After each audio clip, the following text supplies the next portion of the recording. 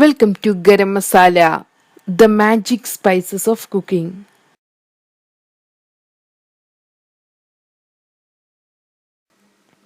നാടൻ ബീഫ് കറി. ഇന്ന് നമുക്ക് ബീഫ് കറി തയ്യാറാക്കിയെടുക്കാം. ട്രഡീഷണൽ മെത്തേഡിലാണ് ഞാനിവിടെ ഈ കറി തയ്യാറാക്കിയെടുക്കുന്നത്. ഇതിനു വേണ്ടി ആദ്യം നമുക്ക് 3 ഏലക്ക, 1 ഇഞ്ച് നീളമുള്ള ഒരു പട്ട, 4 ഗ്രാമ്പു, 1/2 ടീസ്പൂൺ ചെറിയ ജീരകം, 1/2 ടീസ്പൂൺ വലിയ ജീരകം ഇവയെ ഡ്രൈ റോസ്റ്റ് ചെയ്തെടുക്കണം. അതിനുശേഷം ഇതിനെ കുറച്ച് തരിയോടുകൂടെ തന്നെ പൊടിച്ചു വെക്കാം. അടുത്തതായി നമുക്ക് 1/2 ടേബിൾ സ്പൂൺ മല്ലിപ്പൊടി, 1 ടേബിൾ സ്പൂൺ മുളക് പൊടി, 1/2 ടീസ്പൂൺ മഞ്ഞൾപ്പൊടി, 1/2 ടീസ്പൂൺ കുരുമുളക് പൊടി ഇവയെ ചൂടായ ഒരു പാനിലോട്ട് എടുക്കാം. നമുക്കിതിനെ ഒന്ന് ഡ്രൈ റോസ്റ്റ് ചെയ്തെടുക്കണം. ഈ പൗഡറിൻ്റെ നല്ലൊരു സ്മെൽ വരണം, അതുവരെ ഇതിനെ വറുത്തെടുക്കണം. മീഡിയം ഫ്ലെയിമിൽ വെച്ച് റോസ്റ്റ് ചെയ്തെടുത്താൽ മതി. ഇനി നമുക്ക് 1/2 കിലോ ബീഫ് എടുക്കാം. ഇതിനെ ചെറുതാക്കി മുറിച്ചെടുക്കണം. കഴുകി വൃത്തിയാക്കി എടുത്തിട്ടുള്ള ഈ ബീഫിലോട്ട് നമ്മൾ നേരത്തെ വറുത്ത് വെച്ചിട്ടുള്ള പൗഡറുകൾ ചേർക്കാം. അടുത്തതായി നമ്മൾ നേരത്തെ തയ്യാറാക്കി വെച്ചിട്ടുള്ള ഗരം മസാലയുടെ പകുതി ഭാഗം, ആവശ്യത്തിന് ഉപ്പ് ഇവ ചേർത്ത് കൊടുക്കാം. നമുക്കിതിനെ നന്നായൊന്ന് മിക്സ് ചെയ്തെടുക്കണം. ഇതിനെ നമുക്ക് 1 മണിക്കൂർ റെസ്റ്റ് ചെയ്യാൻ വെക്കണം. അതിനുശേഷം ബീഫ് കറി തയ്യാറാക്കിയെടുക്കാം. നമുക്ക് ഒരു മൺചട്ടിയിലോട്ട് 3 ടേബിൾ സ്പൂൺ വെളിച്ചെണ്ണ ഒഴിച്ചു കൊടുക്കാം. അടുത്തതായി നമുക്ക് 1/2 കപ്പ് തേങ്ങാക്കൊത്താണ് എടുക്കേണ്ടത്. നമുക്കിതിനെ ചൂടായ എണ്ണയിലോട്ട് ചേർത്ത് കൊടുക്കാം. നമുക്കിതിനെ ഒന്ന് ഫ്രൈ ചെയ്തെടുക്കാം. ചെറുതായൊന്ന് ഫ്രൈ ചെയ്തെടുത്താൽ മതി. നമുക്കിനി തേങ്ങാക്കൊത്തിനെ എണ്ണയിൽ നിന്ന് മാറ്റാം.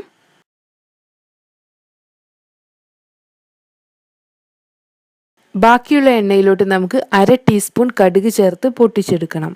ഇനി ഇതിലോട്ട് നമുക്ക് കറിവേപ്പില ചേർത്ത് കൊടുക്കാം. അടുത്തതായി നമുക്ക് 1 കപ്പ് ചെറിയ ഉള്ളി ക്രഷ് ചെയ്ത് വെച്ചത്, 2 ടേബിൾ സ്പൂൺ ക്രഷ് ചെയ്ത് വെച്ചിട്ടുള്ള വെളുത്തുള്ളി, 1 ടേബിൾ സ്പൂൺ വീതം ക്രഷ് ചെയ്ത് വെച്ച ഇഞ്ചി, പച്ചമുളക് ഇവ എടുക്കണം. ആദ്യം നമുക്ക് ഇഞ്ചി, വെളുത്തുള്ളി, പച്ചമുളക് ഇവ ചേർത്ത് കൊടുക്കാം. നമുക്കിതിനെ നന്നായൊന്ന് വഴറ്റിയെടുക്കാം. ഇഞ്ചിയുടെയും വെളുത്തുള്ളിയുടെയും എല്ലാം നല്ലൊരു സ്മെൽ വരുന്നുണ്ട്. ഇനി ഇതിലോട്ട് ക്രഷ് ചെയ്ത് വെച്ചിട്ടുള്ള ചെറിയ ഉള്ളി ചേർത്ത് കൊടുക്കാം. ആവശ്യത്തിന് ഉപ്പ് ചേർക്കണം. നമുക്കിതിനെ നന്നായി ഒന്നുകൂടെ ഇളക്കി കൊടുക്കാം. ഈ ചെറിയ ഉള്ളി നന്നായി ഒന്ന് വഴന്നു വരണം, അതുവരെ നമുക്കിതിനെ ഇളക്കി കൊടുക്കണം.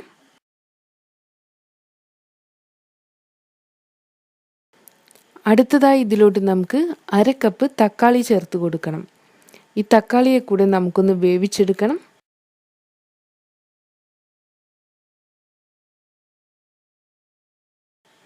നമ്മുടെ തക്കാളിയും വെന്ത് വന്നിട്ടുണ്ട്. ഇനി ഇതിലോട്ട് നമ്മൾ നേരത്തെ മാരിനേറ്റ് ചെയ്ത് വെച്ചിട്ടുള്ള ബീഫ് ചേർത്ത് കൊടുക്കാം. 1/2 ടീസ്പൂൺ ഉലുവ കൂടെ ചേർക്കാം. നമുക്കിതിനെ നന്നായൊന്ന് ഇളക്കി കൊടുക്കാം. മൺചട്ടിക്ക് പകരമായി പ്രഷർ കുക്കർ ഉപയോഗിച്ചും നമുക്കിതിനെ വേവിച്ചെടുക്കാവുന്നതാണ്. ട്രഡീഷണൽ ടേസ്റ്റിന് വേണ്ടിയാണ് ഞാൻ മൺചട്ടി ഉപയോഗിക്കുന്നത്.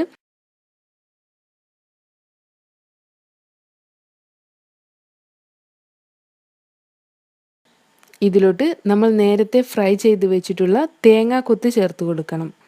നമുക്കിതിനെ ഒന്നുകൂടെ ഇളക്കി കൊടുക്കണം. ഇതിലോട്ട് നമുക്ക് 1/2 കപ്പ് മുതൽ 2 കപ്പ് വരെ വെള്ളം ഒഴിച്ചു കൊടുക്കാം. പ്രഷർ കുക്കർ ഉപയോഗിക്കുകയാണെങ്കിൽ 1/2 കപ്പോളം വെള്ളം ഒഴിച്ചു കൊടുത്താൽ മതി. ആവശ്യാനുസരണം ചൂടുവെള്ളം ഒഴിച്ച് മീഡിയം ഫ്ലെയിമിൽ വെച്ച് വേണം ഈ ബീഫിനെ വേവിച്ചെടുക്കാൻ. ബീഫ് കുക്കായി വരാൻ വേണ്ടി 3/4 മണിക്കൂർ മുതൽ 1 മണിക്കൂർ വരെയെങ്കിലും സമയം വേണ്ടി വരും. ഇപ്പോൾ നമ്മുടെ ബീഫ് വെന്ത് വന്നിട്ടുണ്ട്.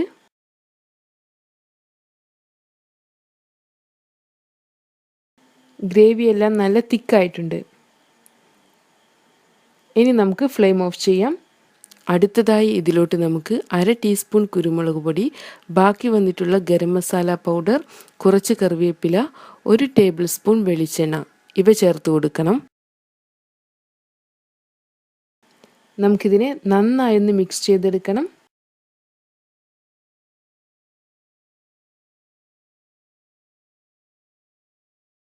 ഇനി നമുക്കിതിനെ അടച്ചു വെക്കണം. വെളിച്ചെണ്ണയുടെയും കറിവേപ്പിലയുടെയും എല്ലാം ഫ്ലേവർ കറിയിൽ പിടിച്ചതിന് ശേഷം വേണം നമുക്കിതിനെ സെർവ് ചെയ്യാൻ. 30 മിനിറ്റിന് ശേഷം നമുക്കിതിനെ സെർവ് ചെയ്യാം. അങ്ങനെ നമ്മുടെ സ്വാദിഷ്ടമായ കേരള നാടൻ ബീഫ് കറി തയ്യാറായിട്ടുണ്ട്. നമുക്കിതിനെ അപ്പം, ചപ്പാത്തി, ഗീ റൈസ് ഇവയുടെ കൂടെ എല്ലാം സെർവ് ചെയ്യാം. Thank you.